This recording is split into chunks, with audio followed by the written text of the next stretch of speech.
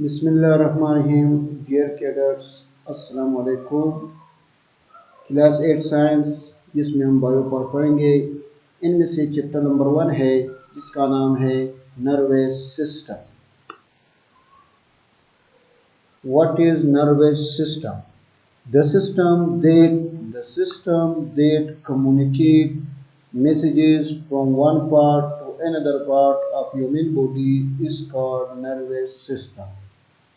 वो निज़ाम जो इंसान के जिस्म के अंदर पैगामात को एक जगह से दूसरी जगह मुंतकिल करते हैं, इस सिस्टम को कहते हैं नर्वस सिस्टम। इम्पोर्टेंट ऑर्गन यानी नर्वस सिस्टम के अंदर कौन से ऑर्गन है जो नर्वस सिस्टम को बनाने में मदद देते हैं? Number 1 brain, number 2 spinal cord, number 3 nerve. ये 3 ऑर्गन मिलकर नर्वस सिस्टम को बनाने में मदद देते हैं। Nervous system has 2 parts. Nervous system के 2 इंपॉर्टेंट हिस्से हैं। Number 1 central nervous system, number 2 peripheral nervous system. Nerve cell are neurons. The structural and functional unit of nervous system is called nerve cell or neurons। साख के लिहाज से, काम के लिहाज से नर्वस सिस्टम की जो बुनियादी इकाई है इनको हम कहते हैं नर्व सेल और neurons. Neuron consist of 3 main part. ये जो नर्व सेल है या न्यूरॉन है ये 3 हिस्सों पे मुश्तमिल है। Number 1 cell body, number 2 dendrites, number 3 axons. ये 3 हिस्से मिलकर न्यूरॉन या नर्व सेल को बनाने में मदद देते हैं। सेल बॉडी को हम सोमा भी कह सकते हैं। सेल बॉडी का दूसरा नाम पेरिकार्डियम भी है। सेल बॉडी को साइटोन भी कहते हैं। तो इन तीनों 4 नामों से आप लोगों ने इसको याद करना है। Cell body, soma, pericardium, cyton, ये सारे सेल बॉडी के नाम हैं। सेल बॉडी क्या है? What is cell body? The part of the nerve cells that contain nucleus, cytoplasm and other organelles are called cell body or soma or perikardion or cytone। Nerve cell का वो हिस्सा जिसके अंदर cytoplasm मौजूद हो, nucleus मौजूद हो और दूसरे ऑर्गेनेली मौजूद हो, इस हिस्से को कहते हैं सेल बॉडी। ये एक नर्व सेल है, ये आप देख रहे हैं, ये इसका सेल बॉडी है। इसके अंदर ये न्यूक्लियस पाए जाते हैं और ये जो है ये सारा साइटोप्लाज्म है। यहाँ पे ऑर्गेनेली मौजूद होते हैं, माइटोकॉन्ड्रिया मौजूद होता है, एंडोप्लाज्मिक रेटिकुलम मौजूद होता है, गोल्गी बॉडी मौजूद होता है, लेकिन सेंट्रियोल यहाँ पे मौजूद नहीं है क्योंकि नर्व सेल डिवीजन नहीं होता है, लिहाजा सेंट्रियोल जो यहाँ पे एब्सेंट है। दूसरा पार्ट है dendrites. What are dendrites? Fine thread-like fiber coming out of the cell body are called dendrites। Cell body से दागे नमा साख निकलते हैं, इनको डेंड्राइट्स कहते हैं। ये सेल बॉडी है, इससे ये दागे नमा साख निकला है, ये दागे नमा साख निकला है, ये दागे नमा साख निकला है, ये दागे नमा साख निकला है, इस सब को कहते हैं dendrites. Function of dendrites. Dendrites का क्या काम है? It receives impulses and transmit to the cell bodies।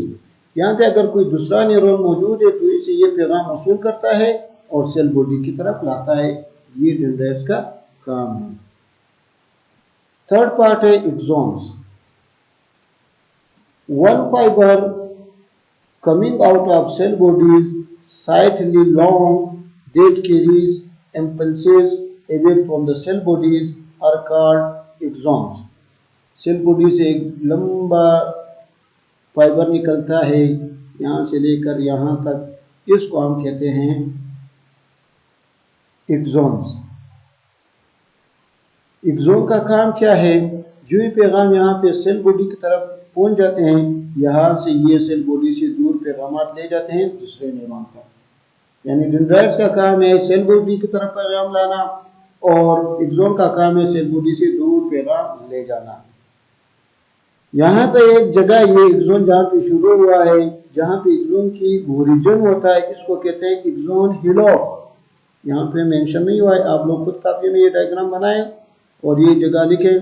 Axon hillock क्या है? नर सेल का वो हिस्सा जहाँ से एक्सोन की ओरिजिन शुरू होती है, यानी एक्सोन निकलता है, इस जगह को कहते हैं एक्सोन हिलॉक। और ये एक्सोन है, ये दरमियान में आप देख रहे हैं, इसके ऊपर वाली लेयर को कहते हैं श्वान सेल। श्वान सेल जाकर एक प्रोटीन का लेयर बनाता है जिसे हम कहते हैं माइलिन शीथ। ये माइलिन शीथ जो है इसकी हिफाजत करता है एक्सोन की। इस एक्सोन के अंदर एक फ्लूइड मौजूद होता है, यहाँ से देख रहे शक्ल में, यहाँ पे डायग्राम में ज़ाहिर नहीं किया लेकिन आप लोग ये देखें, यहाँ पे फ्लूइड होता है। इस फ्लूइड को कहते हैं एक्सोप्लाज्म। इस फ्लूइड को कहते हैं एक्सोप्लाज्म। यहाँ पे नोड मौजूद होते हैं एक्सोन के अंदर, ये एक नोड, ये दूसरा नोड, ये तीसरा नोड, ये चौथा नोड। इस नोड को कहते हैं नोड ऑफ रेनवियर। इसका काम क्या है? यानी सेल बॉडी से जब भी यहाँ पे पैगाम पहुंच जाते हैं तो ये पैगाम जंप लगाकर इस नोड की तरफ आता है, फिर जंप लगाकर इस नोड की तरफ आता है, फिर जंप लगाकर इस नोड की तरफ आता है, फिर जंप लगाकर इस नोड की तरफ आता है, फिर यहाँ आता के दूसरे नोड तक पहुंच जाते हैं। जब भी कोई नर्व सेल इस जंपिंग की शक्ल में पैगामात को एक नोड से दूसरे नोड तक जाते हैं, इस अमल को कहते हैं सर्टल्ट्री। क्योंकि न्यूरॉन्स के अंदर जो एक्सोन है वो डायरेक्ट यहाँ पे पैगाम वसूल नहीं कर सकता है, वहाँ पे पैगाम ने क्या करना है, नर्व इम्पल्सेस ने जंप लगाना है। तो ये जंपिंग की सूरत में जब ये एक नोड से दूसरे नोड तक जाते हैं, इस अमल को कहते हैं सर्टल्ट्री।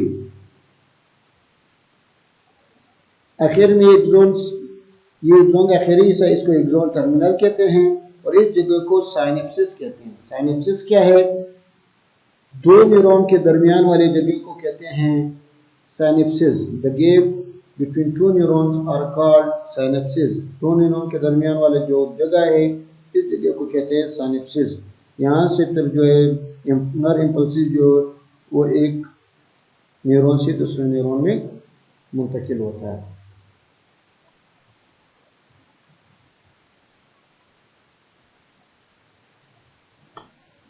Type of neurons. न्यूरॉन के कितने किस्म? Nerve cell are 3 types. Nerve cell की 3 टाइप्स हैं। Number 1 sensory neuron, number 2 motor neuron, number 3 interneuron. What is sensory neuron? The neuron which receive impulses from sense organ, eye, ear, nose, tongue and skin and convey them to the central nervous system are called sensory neuron. वो neuron जो sense organ से पैगाम वसूल करके central nervous system तक ले जाए, इस न्यूरॉन को सेंसरी न्यूरॉन कहते हैं। यानी अगर कोई भी नर्व है वो आंख से पैगाम वसूल करके दिमाग तक ले जाता है तो इसको कहते हैं सेंसरी न्यूरॉन। या कोई भी नर्व सेल है वो नोज से पैगाम वसूल करके दिमाग तक लाते हैं, इसको कहते हैं सेंसरी न्यूरॉन। दूसरा motor neurons. The neuron which carry impulses from the central nervous system to muscle and gland are called motor neurons. वो न्यूरॉन जो सेंट्रल नर्वस सिस्टम से पैगाम वापस लाकर मसल और ग्लैंड तक पहुंचाए, इनको कहते हैं मोटर न्यूरॉन्स। थर्ड है inter neurons. Inter neuron are present in the central nervous system and spinal cord. Interneural neuron जो है ये सेंट्रल नर्वस सिस्टम और स्पाइनल कॉर्ड के अंदर मौजूद होते हैं। It connection between the sensory and motor neuron, ये सेंसरी और मोटर न्यूरॉन के दरमियान में एक रास्ता कायम करता है। आज के लिए इतने काफी। अल्लाह हाफिज।